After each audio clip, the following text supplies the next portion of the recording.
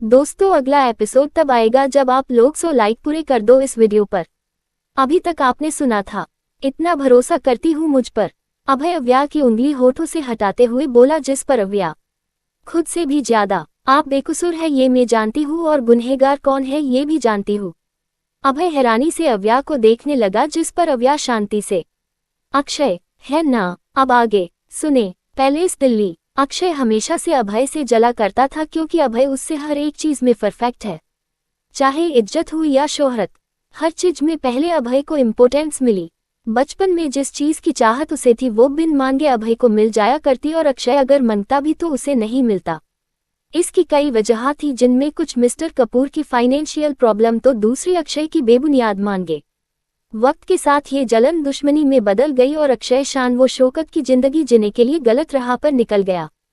पैसों की लालच और अभय के प्रति हसद ने उससे वो गुनाह करवाए जो शायद ही कोई सपने में सोच सकता था। अक्षय सच में वेदी से प्यार करता था, लेकिन फेयरवेल वाले दिन जब उसने वेदी को अभय को प्रपोज करते देखा तो गुस्से से तिलमिला गया। उस दिन उसमें बची कुची अच्छाई भी खत्म हो गई और प्यार पर दुश्मनी भारी पड़ गई।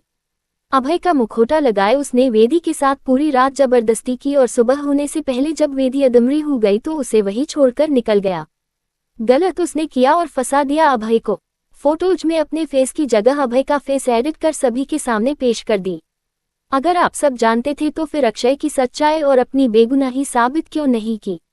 अव्या के सवाल पर अभय कोशिश की थी लेकिन किसी ने एक नहीं सुनी। अभय ठंडेपन से बोला, जिस पर अव्या उसके हाथ को अपने हाथ में लेकर, अभय आप नहीं जानते सच्चाई छुपाने से रिश्तों में कितनी करवाहट पैदा हो चुकी है। अंकल जो कल तक आपसे बेइंतहा प्यार करते थे, आज उनके दिल में प्यार जी जगह नफरत ने ले ली है। अभय गुस्से से, तो ये नफरत चुनी भी तो उन्हीं ने है। एक बार, सिर्फ एक बार उन्होंने मुझसे ये जानने की कोशिश की, ये सब मैंने किया भी है या नहीं। मुझे मेरी सफाई पेश करने तक का मौका नहीं दिया उन्होंने।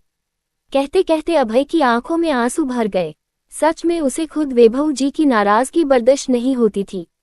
जब जब वो उसे अनदेखा करते तो दिल 1000 टुकड़ों में बट जाता। सही तो है, पहले कोई हमें टूटकर चाहे फिर एकदम से मुंह मोड़ ले तो हम पर क्या बीतेगी। उसकी भरी आंखें अव्या से छुप ना सकी। वो अभय के कंधे पर हाथ रख, भरोसा इंसान सिर्फ एक ही बार करता है अभय। जब किसी का भरोसा टूटा है ना तो फिर वो शख्स कभी किसी पर भरोसा नहीं करता। ऐसा ही अंकल के साथ भी हुआ। जब उन्होंने वो अश्लील तस्वीरें देखी, अपनी परवरिश पर उन्हें जितना नाज और आप पर जितना अतेबार था सब कुछ 2 पल में चूर हो गया। ऐसे में वो क्या पूछते, बताए। अभय खामोश रहा, जिस पर अव्या आगे बोली, अभय यहाँ बात सिर्फ आपकी नहीं उस लड़की की भी है, जिसका सिर्फ एक दोष था, वो आपको पसंद करती थी। लेकिन किसी को पसंद करना पाप थोड़ी है। अभय अव्या की आंखों में देखने लगा, वही अव्या, वो तो बेकसूर थी फिर भी दुश्मनी की भेंट चढ़ गई। उसे भी तो इंसाफ मिलना चाहिए। दोनों खामोश हो गए। अव्या अभय के फेस को देख उसके मन में चल रहे भाव को समझने की कोशिश कर रही थी, लेकिन अभय को समझ पाना इतना आसान भी नहीं था। यहाँ पर भी मीडिया रिपोर्टर लोगों की भीड़ खड़ी थी। भड़के हुए लोगों का हुजूम बार बार जस्टिस की मांगे कर रहा था। उन लोगों का शोर कमरे की विंडो पर खड़े वैभव जी भी देख और सुन रहे थे। पापा जी चलिए डिनर कर लीजिए, डोर पर खड़ी प्रिया बोली, जिस पर वैभव जी धीमे से, बेटा मुझे भूख नहीं है। प्रिया खामोशी से चली गई। तभी कमरे में साधना जी इंटर हुई।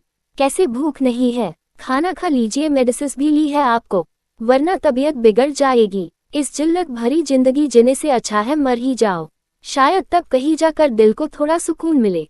साधना जी तड़प कर, कैसी बातें कर रहे हैं आप, कैसी बातें साधना, अब और बेइज्जती बर्दाश्त नहीं हो रही है मुझसे। सुन रही हूँ तुम लोगों की अपमानजनक बातें। कहाँ लोग पहले हमारी कमियों से ज्यादा अच्छे संस्कारों और परवरिश की बातें किया करते थे और कहाँ अब। वैभव जी हताश होकर बेड पर बैठ गए। आज वो खुद को बिल्कुल हरा हुआ समझ रहे थे। सच में इज्जतदार इंसान के लिए सांसों से बढ़कर इज्जत होती है, जिस पर वो जरा सा भी दाग बर्दाश्त नहीं कर सकते।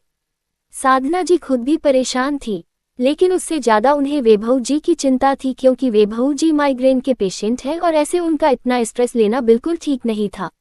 Next morning Rathore mansion. अव्या की दी गई धमकी से अक्षय ना चाहते हुए काफी परेशान हो गया। एक डर उसके अंदर समा चुका था, कहीं बाजी पलट ना जाए, जिस चलते वो राठौर मैंशन की ओर निकल गया।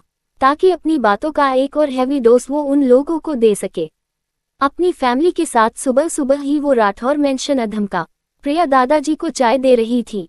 साधना जी ब्रेकफास्ट की तैयारी में लगी थी।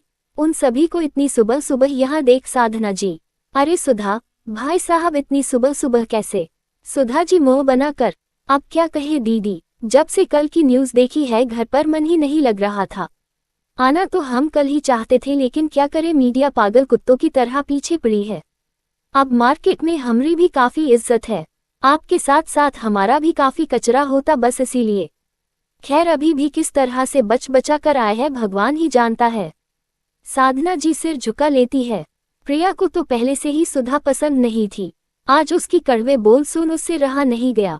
तो बुआ जी आने की क्या जरूरत थी, कॉल ही कर लेती। सुधा उसे घूर कर, बेटा प्रिया तुम्हारी जुबान भी बिल्कुल अपनी बहन की तरह है, जिसे ना तो बड़ों का अदब है ना तो लिहाज। खैर आखिर खून का जो रिश्ता है। प्रिया कुछ कहने को हुई मगर साधना जी ने उसे इशारे से खामोश रहने को कहा, क्योंकि सीढ़ियों पर से वे बहू जी आ रहे थे। तुम सब इतनी सुबह सुबह? अक्षय फाटक से उनके पास गया। मामा जी आर यू ओके? आपकी तबीयत कैसी है? क्यों मेरी तबीयत को क्या हुआ है? वे बहू जी फीका सा मुस्कुरा कर बोले। अक्षय उन्हें लाकर सोफे पर बैठा देता है। मैं जानता हूँ मामा जी आपके दिल पर क्या बीत रही है, लेकिन ये तो सच था, और सच एक ना एक दिन तो ऊपर ही जाता है। कोई कुछ कहता उससे पहले ही मेन डोर से इंटर होते हुए अभय की आवाज वहां गूंज पड़ी। सच कहा मेरे भाई, सच एक ना एक दिन ऊपर ही जाता है।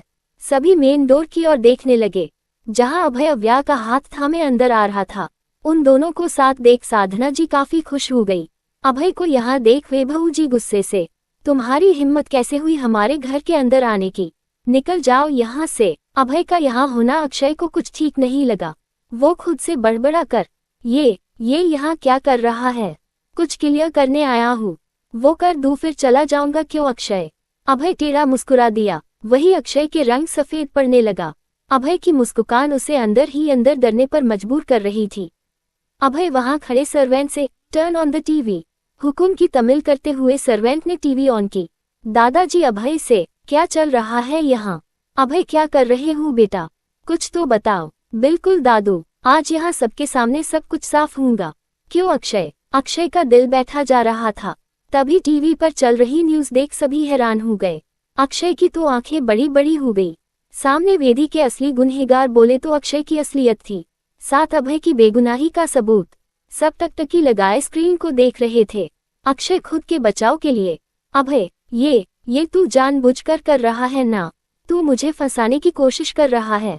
नानू देख रहे हैं आप इसे, कैसे अपना गुनाह मेरे सिर मर रहा है। मैं क्यों अपनी वेदी के साथ ऐसा करूंगा जबकि मैं उससे प्यार करता था? अक्षय नकली आंसुओं का सहारा लिए बोला। सभी शोक में थे, उन्हें यकीन नहीं हो रहा था सीधा साधा दिखने वाला अक्षय ऐसा भी कुछ कर सकता है। ये मुझे फंसाने की साजिश है। तू इतना गिर जाएगा मैंने कभी नहीं सोचा था अभय। अक्षय गुस्से से बोला। अभय बिना किसी भाव, ओह ऐसा क्या? गिव अ 1 मिनट, अंदर आ जाओ। सभी की नजरें एक बार फिर मेन डोर की ओर गई जहां सूर्य मीरा को खींचते हुए ला रहा था। मीरा को देख अक्षय की मुठिया कस गई। वही घर वाले कन्फ्यूजन में एक दूसरे को देखने लगे। अभय अक्षय से, अक्षय तुम इसे तो काफी अच्छे से जानते होंगे ना? अक्षय अपने बचाव के लिए ना में सिर हिला देता है। नहीं मैं नहीं जानता इसे। तभी मीरा, अक्षय प्लीज ऐसा मत बोलो, मैं तुम्हारे बच्चे की माँ बनने वाली हूँ। ये सुनकर सभी को दूसरा झटका लगा जिसमें इस बार अक्षय भी शामिल था। सुधा जी तो धम से नीचे बैठ गई। अक्षय चिल्लाकर, व्हाट, बकवास मत करो वरना मैं तुम्हारा मुंह तोड़ दूंगा। उसके इस रूप को देख मीरा गुस्से से, ओह रियली, तुम मेरा मुंह तोड़ेगे? ये मत भूलो अक्षय तुम्हारे राजों की राजदार हूँ मैं। तुमने जरा भी मुझे नुकसान पहुंचाने की कोशिश की तो अभी के तुम्हें तो मैं जान से मार दूंगा। अक्षय झट से मीरा का गला पकड़कर दबाने लगता है। सभी अक्षय के असली रूप को देख रहे थे। मीरा गुठी गुठी सांसें लेने लगी। तभी अभय के गार्ड्स ने उसे मीरा से दूर किया। मीरा धम से नीचे गिर गई और तड़प कर सांसें लेने लगी। उसकी आंखों से आंसू निकल रहे थे। अभय टेढ़ा मुस्कुराकर, ये तो तुम्हारा भी ना हुआ। सोचो जब ये अपने गुनाहों में फंसेगा तो तुम्हारा तब भी साथ देगा, क्योंकि बचोगी तुम भी नहीं। मीरा जलती हुई निगाहों से अक्षय घूरने लगी, जो उसे आंखों ही आंखों से मुंह बंद रखने की धमकी दे रहा था। मीरा गुस्से से, तुम जैसा घटिया इंसान कभी किसी का नहीं हो सकता। पहले अपने प्यार को जलील किया और उसका इल्जाम अपने भाई पर थोप दिया। फिर मेरी नफरत को मोहरा बनाकर अव्या के खिलाफ साजिश रची और मुझे भी अपने प्लेन में शामिल कर लिया। मीरा रोते हुए सभी को एक एक कर अक्षय की सच्चाई बताती है, जिसे सुन सभी सदमे में थे। इसने पैसा प्रॉपर्टी के लिए अव्या को फंसाना चाहा, लेकिन उसे शायद इसके इरादों की पहले ही भनक पड़ चुकी थी, जिससे वो इसके जाल में नहीं फंसी। फिर इसने शादी का गेम खेला, पर उसमें भी ये फेल हो गया। तो अब इसने बड़ा प्लान बनाया और अभय को बदनाम कर अपने रास्ते से हटाना चाहता था। उसके बाद भला इंसान बनकर अव्या से शादी करता और उसकी पूरी प्रॉपर्टी प्लस अभय की प्रॉपर्टी पर कुंडली मारकर बैठ जाता। मीरा ने अक्षय का सारा प्लान सबके सामने खोल कर रख दिया। अभय गहरी सांस लेकर, सब कुछ क्लियर हुआ या अभी नहीं? उम्मा, मेरे पास कुछ और भी है। रुक, अक्षय कुछ कहता उससे पहले ही अभय अव्या को इशारा करता है। अव्या हमें सिर हिला देती है। उसने फोन ऑन किया और रिकॉर्डिंग स्टार्ट कर दी। तुमसे जो कहा था वो काम हुआ है या नहीं? मुझे कोई गड़बड़ नहीं चाहिए। सारे के सारे सबूत मिटा दो, कुछ भी छुटना नहीं चाहिए, समझे? पर सर, कॉलेज की सारी फुटेज ऑलरेडी हम डिलीट कर चुके हैं। आप टेंशन मत लीजिए, अगर ऊपर वाला भी ढूंढना चाहे तब भी कुछ हाथ नहीं लगेगा। ज्यादा उड़ने की जरूरत नहीं है, समझे? जितना कहा जा रहा है उतना करो। और हाँ, उस डॉक्टर, क्या नाम था उसका, मिनेश, उसे भी ठिकाने लगाओ, क्योंकि सबसे बड़ा सबूत वही है। जी सर, उसका तो गेम हम कब का बजा चुके हैं। आप टेंशन मत लो, कुछ हाथ नहीं लगेगा उनके। ऐसा ही होना चाहिए, अगर ऐसा नहीं हुआ तो अपनी जान से जाऊंगे। रिकॉर्डिंग बंद हो गई। अक्षय हैरानी से अभय को देख रहा था। तो वही अभय, कुछ समझ आया? यार तू अभी भी नहीं समझा, पर टेंशन मत ले, मैं अभी तुझे सब क्लियर कर देता हूँ। कल तेरे ऑफिस में अव्या आई थी। वो ऐसे ही नहीं गई थी, बल्कि प्लानिंग से गई थी। तुझे बातों में लगाकर उसने टेबल के नीचे रिकॉर्डर लगाया था। और देखो, तुझे तो कोई खबर ही नहीं हुई। एक मिनट रुक मेरे भाई, तेरे लिए कुछ और भी है। तभी एक आदमी मेंशन के अंदर आया। उसे देख अक्षय, तुम यहाँ कैसे? तुम तो मर गए थे ना। सामने डॉक्टर मिनेश खड़े थे, जिन्हें मारने की अक्षय ने सुपारी दी थी। मैं बताता हूँ मेरे भाई, अभय सभी से, ये है डॉक्टर मिनेश, जिन्होंने वेदी को ऑपरेट किया था। अभय ने डॉक्टर को बोलने का कहा। मिस वेदी ने कोई सुसाइड अटेम्प्ट नहीं किया था, बल्कि उनका मर्डर हुआ, जिसे मिस्टर अक्षय ने खुद अपने हाथों से किया था। फ्लैशबैक 5 साल पहले। मिस्टर अक्षय, ये आप क्या कर रहे हैं? छोड़िए उन्हें, वो मर जाएगी। हॉस्पिटल में घुसा अक्षय सो रही वेदी का दोनों हाथों से गला दबा रहा था, जिसे डॉक्टर मिनेश देख चुके थे। वो अक्षय को रोकने की कोशिश कर रहे थे, लेकिन अक्षय ने उनकी एक नहीं सुनी। एंड लास्ट में वेदी मर गई। अक्षय डॉक्टर के मुंह में कुछ नोटों की गद्दियां घुसाते हुए, ये रखो और बाकी के कल ऑफिस आकर ले जाना। इतने सारे पैसे देख डॉक्टर की नीयत डोल गई। डॉक्टर लालच से, सर आगे क्या करना है? अक्षय मुस्कुराकर वेदी को देखता है, फिर डॉक्टर से, फिलहाल तो इसे टेरेस पर लेकर चलो। डॉक्टर और अक्षय दोनों वेदी को टेरेस पर ले आए और बिल्डिंग के नीचे फेंक दिया। अक्षय हाथों को झटकते हुए, याद रहे, ये सोसाइटी लगना चाहिए, समझे? जी सर, गुड, कल ही वर्ल्ड ट्रिप के लिए निकल जाना। डॉक्टर खुशी से उछल पड़ा। फ्लैश बैक एंड अब अक्षय की सारी सच्चाई सबके सामने आ चुकी थी। अक्षय अभय को देख जोर जोर हंसने लगा, लेकिन अभय बिल्कुल शांत था। अक्षय तालियां बजाते हुए, वहाँ मेरे भाई, तूने तो मुझे सभी के सामने एक्सपोज कर दिया। वहाँ मान गए तुझे। अक्षय शांति से खड़ा हो गया और रोते हुए, मैं बहुत बुरा हूँ मेरे भाई, बहुत बुरा। हमेशा तुझसे नफरत ही की मैंने। ना जाने कितने गुनाह किए मैंने, और सबसे बड़ा गुनाह जिससे प्यार किया उसी को अपने हाथों से मार दिया। इन्हीं हाथों से गला घोटा था उसका। अक्षय अपने हाथों को कोसते हुए बोला। सभी उसके पागलपन को देख रहे थे। तभी अक्षय चीखते हुए, ये सब तेरी वजह से हुआ। मेरे विलन बनने के पीछे तेरा ही हाथ है। अक्षय ने फ्लावर पॉट उठाया और अभय की ओर फेंक दिया। अभय ने क्विक एक्शन लिया और अव्या के साथ थोड़ा नीचे झुक गया, जिस पॉट पीछे दीवार से टकरा कर चकनाचूर हो गया। साधना जी चिखते हुए अभय के पास आए। अभय, प्रिया भी दौड़ते हुए उन दोनों के पास आई। सबकी आंखें बड़ी हो गई। यहाँ कोई कुछ कहता उससे पहले ही झन्नाटेदार थप्पड़ की आवाज गूंज उठी। ये थप्पड़ मिस्टर कपूर ने अक्षय को मारा था। अक्षय, सुधा जी नीचे पड़े अक्षय को संभालने लगी। वही मिस्टर कपूर गुस्से से, हमेशा दूसरों में कमियां ढूंढते रहे हम, कभी ये नहीं सोचा था कि नाकारी औलाद हमारी भी हो सकती है। अक्षय कुछ कहने को हुआ तभी मिस्टर कपूर, दूर चले जाओ यहाँ से, नहीं जानते हम तुम्हें। सुधा जी तड़प कर, क्या बोल रहे हैं आप, कहाँ जाएगा वो? यही सवाल तुमने तब क्यों नहीं किया था जब वैभव भैया ने अभय को घर से बेदखल किया था, या जब अपनी औलाद ने गलती की तो वो तुम्हारी नजरों में वो गलती है ही नहीं। सुधा जी कुछ नहीं बोली। मिस्टर कपूर अक्षय से मुंह मोड़ते हुए वैभव जी के पास आए। भैया किस मुंह से आपसे माफी मांगूं समझ नहीं आ रहा, ये आपका गुनहगार है, इसके साथ आप जो करना चाहते हैं कर सकते हैं, मैं उफ तक नहीं करूंगा। लेकिन वैभव जी कुछ नहीं बोले। तभी राठौर मेंशन में पुलिस घुसी चली आई। कमिश्नर वैभव जी से, मिस्टर राठौर आपके भांजे मिस्टर अक्षय कपूर के खिलाफ हमारे पास अरेस्ट वारंट है। वैभव जी धीमी से, पुलिस कमिश्नर जल्द से जल्द उसे हमारी आंखों के सामने से ले जाए। सुधा जी रोते हुए उनके पास आए। भैया ये क्या कर रहे हैं आप, वो मेरा बेटा है, आप उसके साथ ऐसा। लेकिन वैभव जी ने उसके आगे हाथ कर रोक दिया।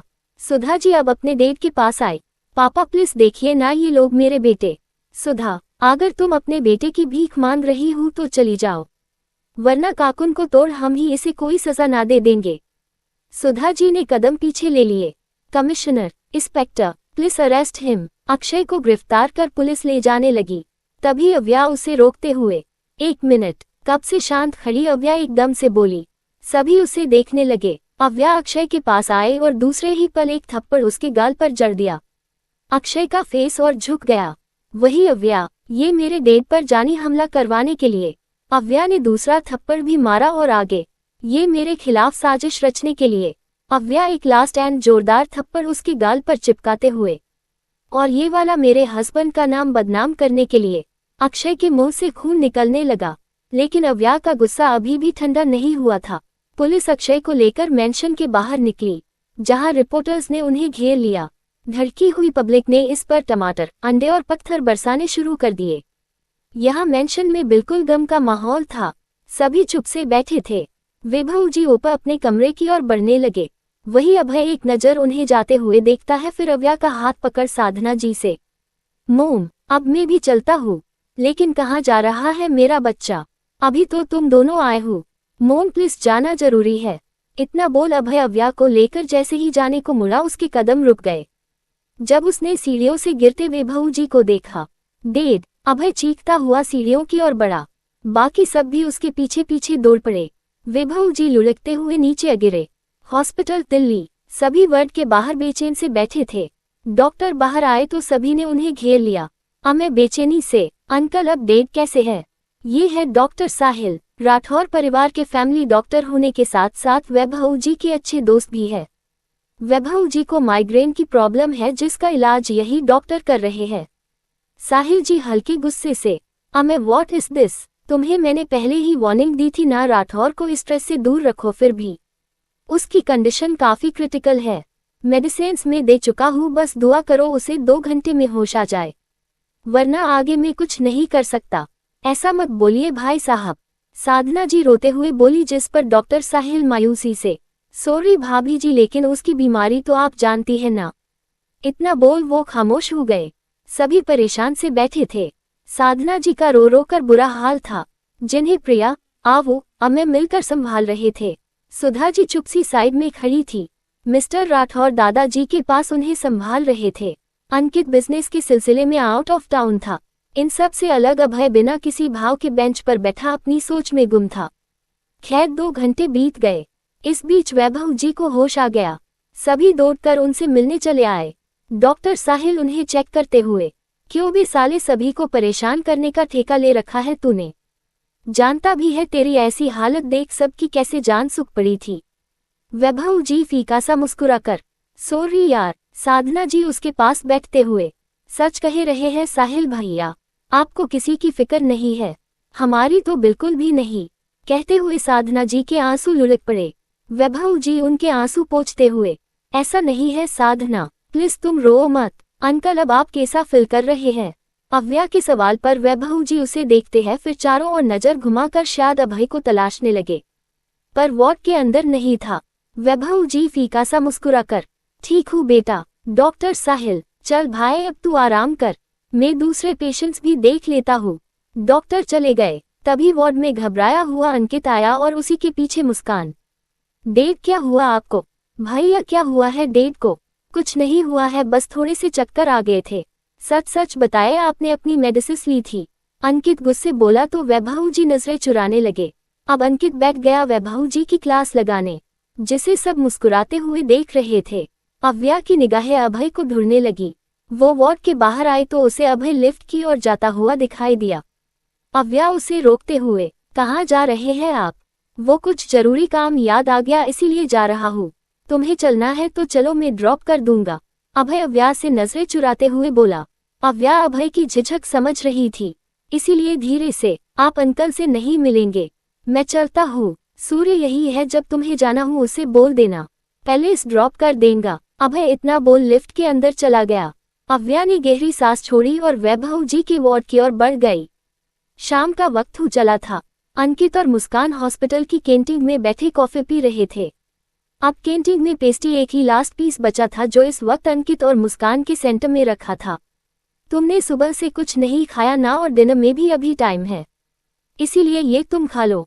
अंकित पेस्ट्री मुस्कान की ओर खिसकाते हुए बोला, जिस पर मुस्कान, खाया तो आपने भी कुछ नहीं है, हम एक काम करते हैं, शेयर कर लेते हैं। ये ठीक रहेगा। दोनों मुस्कुराते हुए पेस्ट्री के मजे ले रहे थे, तभी बीच में अव्या टपक पड़ी। क्या मैं भी आप दोनों को ज्वाइन कर सकती हूँ? दोनों एकदम से हड़बड़ा गए।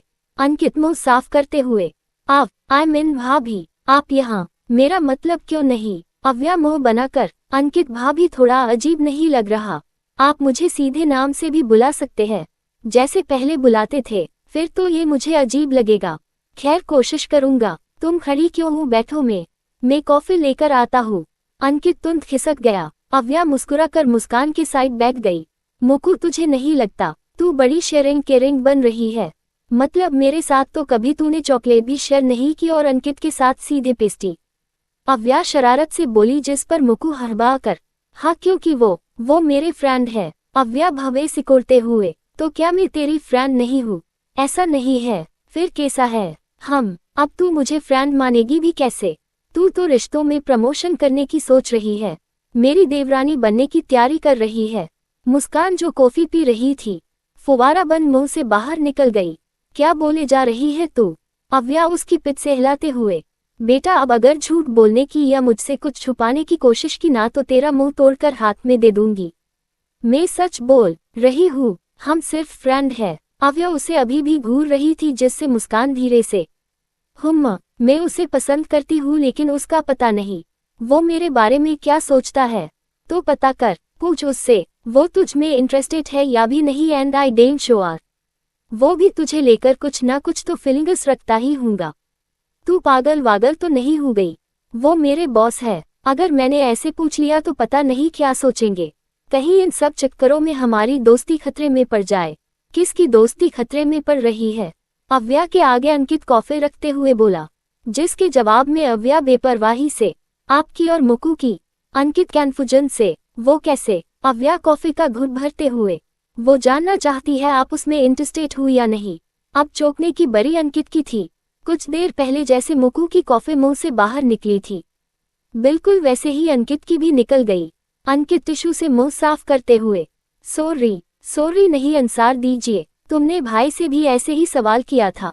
अंकित हैरानी से अव्या से बोला, जिसके जवाब में अव्या मुस्कुराकर, नहीं, वो आपकी तरह मंदबुद्धि नहीं है। अंकित का मुंह बन गया। वही अव्या अभय की तारीफ करते हुए, बल्कि वो तो मेरी लाइफ के हीरो है। हमारी शादी वाला सीन तो याद ही होगा आपको। क्या धांसू एंट्री मारी और हॉलीवुड के हीरो की तरह बचा लिया अपनी हीरोइन को। हाय, किसी ने फोटो भी नहीं ली उस मोमेंट की। अव्या अफसोस से बोली, जिस पर अंकित, अरे मैंने ली थी, मेरा मतलब सूर्य भैया ने ली थी, मैंने उनसे ले ली, तो मुझे सेंड कर दो ना। अंकित ने अव्या को सारी फोटोज सेंड कर दी, सिंदूर डालने से लेकर मंगलसूत्र पहनाने तक। अव्या मुस्कुराकर फोटोज देखते हुए, थैंक यू अंकित, मैं चलती हूँ, आप मेरी फ्रेंड को उसका जवाब दे दीजिए। ठीक है। अव्या मुस्कुरा के चली गई। वही मुकु उसे कोसते हुए, आवू की बच्ची, तुझसे अच्छे तो दुश्मन होते हैं, मुझे फंसा कर खुद चली गई। यहाँ अंकित भी अपनी खश्मकश में था। देखते ही देखते शाम रात में ढल गई। वैभव जी के पास साधना जी, अंकित और फिलहाल अव्या भी रुकी हुई थी। उसे जाने को कहाँ गया था, लेकिन अभय की जगह वहीं रुक गई। रात के करीबन 1 बज रहे थे। पूरा हॉस्पिटल शांत हो चुका था। वार्ड के बाहर एक छोर पर अंकित बैठे सो रहा था तो दूसरे में छोर पर अव्या। वार्ड के अंदर वाले सोफे पर साधना जी आराम कर रही थी। आवू अभी तक पैलेस नहीं आई थी, ऊपर से कॉल भी नहीं उठा रही थी, जिस चलते अभय खुद हॉस्पिटल आ गया। वो अव्या को उठाने के लिए आगे बढ़ रहा था, तभी डोर पर बनी छोटी सी ग्लास विंडो से उसने वैभव जी को देखा। कदम वार्ड के अंदर बढ़ गए। हॉस्पिटल बेड पर लेटे वैभव जी, जिनके सिर पर पट्टी बंधी तो दाएं हाथ में ड्रिप लगी थी। तकलीफ के कारण चेहरा मुरझा चुका था। अभय उनके पास ही बैठ गया। काफी देर तक उन्हें ही देखने लगा। बचपन की सारी मीठी यादें जहन में घूम गई, साथ ही आंखों में पानी भी भर आया। अभय से और बैठा नहीं गया तो वो उठकर जाने लगा, तभी कानों में कमजोर सी आवाज पड़ी, बेटा। अभय के कदम रुक गए। अपने हाथ पर उसे किसी की पकड़ महसूस हुई। उसने पलटकर देखा तो वैभव जी उसका हाथ थामे हुए थे। जानता हूं मैंने तेरे साथ अन्याय किया है। बिना सोचे समझे तुझे उस बात की सजा दी जो तुमने कभी की ही नहीं थी। पर बेटा मुझे माफ कर दे। मैंने तेरे साथ गलत किया है, ये सोच सोच कर ही मैं पल पल मर रहा हूँ। बोलते हुए वैभव जी फफक पड़े। अभय से भी बर्दाश्त नहीं हुआ तो देख बोलकर वैभव जी के गले से लग गया। दोनों बाप बेटे इन 5 सालों का इंतजार आंसुओं के जरिए कम कर रहे थे। तभी पीछे से साधना जी अपने आंसुओं को पोंछकर, अरे आप बस भी कीजिए, आप दोनों के आंसुओं से दिल्ली में बाढ़ आ जाएगी। दोनों बाप बेटे मुस्कुरा दिए। वैभव जी साधना जी का हाथ थाम कर, माफी तो मुझे आपसे भी मांगनी है साधना। आप हमेशा मुझे समझाती रही मैं गलत कर रहा हूँ, लेकिन मैं ही था जो कभी आपकी नहीं सुनता था। साधना जी ना में सिर हिलाकर, आप माफी मत मांगिए, सब कुछ ठीक हो गया है। हमें इससे ज्यादा कुछ नहीं चाहिए। मोम आज मैं बहुत खुश हूँ, बहुत बहुत ज्यादा। लाइफ की सारी खुशियाँ जैसे भगवान ने मुझे एक झटके में दे दी। बोलते हुए अभय वैभव जी के गले से लग गया। वैभव जी ने साधना जी को भोलगे लगा लिया। खुश तो आज हम भी बहुत है बेटा, बहुत ज्यादा। यहाँ इन बिछड़े हुए बाप बेटों को मिलते हुए अव्या भी बाहर खड़ी देख रही थी। आंखों में आंसू तो थे लेकिन खुशी के। इतनी हैप्पी फैमिली को देख उसे अपनी फैमिली भी याद आने लगी, साथ की पलक जी की याद भी, क्योंकि नाराज तो वो भी उससे बहुत थी। अपने कल के बिहेव को देख वो उदास हो गई। उसने अपने आंसू साफ किए और वहां से चली गई। यहाँ वैभव जी अभय को खुद से अलग कर सीरियस टोन में, एक बात पूछे, सच सच बताना, उस बच्ची से शादी तुमने अक्षय से बदला लेने के लिए की थी या सच में उससे प्यार करते हो? साधना जी मुस्कुरा कर, ये कैसा सवाल हुआ वैभव? अभय आवू से सच में प्यार करता है? वैभव जी अभय से इशारों में पूछने लगे, जिस पर अभय ने पलकें झपका दी। यस डैड, मैं उससे प्यार करता हूँ, लेकिन इस तरह जबरदस्ती से शादी नहीं करना चाहता था, लेकिन हालत ही कुछ ऐसे बन गई कि मुझे ऐसा करना पड़ा। ठीक है, लेकिन आवू की मर्जी, मेरा मतलब वो खुश तो है ना? अब तो साधना जी भी जवाब का इंतजार करने लगी। अभय अपनी जगह से उठते हुए, कल आप खुद उससे पूछ लेना। इतना बोल अभय वार्ड से बाहर निकल गया। उसने टेबल पर नजर डाली जहां अंकित घोड़े तबेले बेचकर सो रहा था, तो वही अव्या की जगह खाकी थी। अब ये कहाँ चली गई?